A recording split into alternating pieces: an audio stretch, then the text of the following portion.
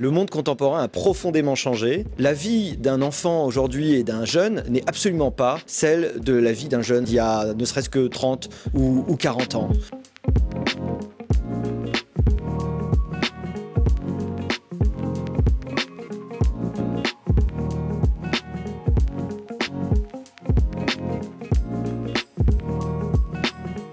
Quand vous êtes un enfant et que vous êtes né dans ce monde saturé d'écrans, où les écrans prennent 70%, voire beaucoup plus du temps de vos loisirs, vous avez énormément de mal à lire, c'est-à-dire à faire silence, à faire une pause, à vous arrêter, et puis à faire un effort. Parce que l'effort, c'est tout simple, c'est la mise à distance du plaisir immédiat. Et bien ça, c'est de plus en plus difficile dans un monde hédoniste. Et donc la lecture se présente quelque part comme quelque chose de trop lent, de trop passif. On peut comprendre à ce moment-là qu'il soit de plus en plus difficile de transmettre à des jeunes la capacité à la lecture tout simplement.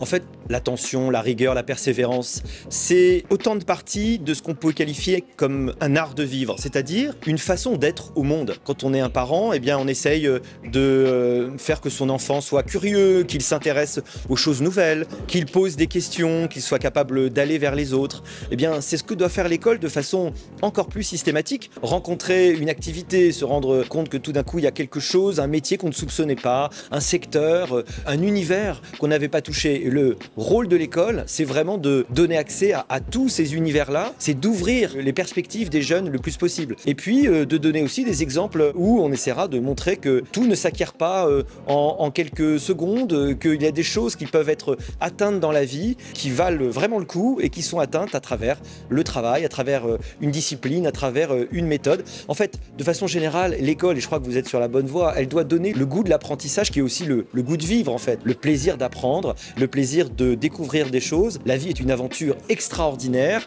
à la fois longue et si on n'y fait rien, est très courte. Si on sait la remplir, finalement l'école elle est là pour vous aider à vous rendre heureux car c'est quand même le but à la fin.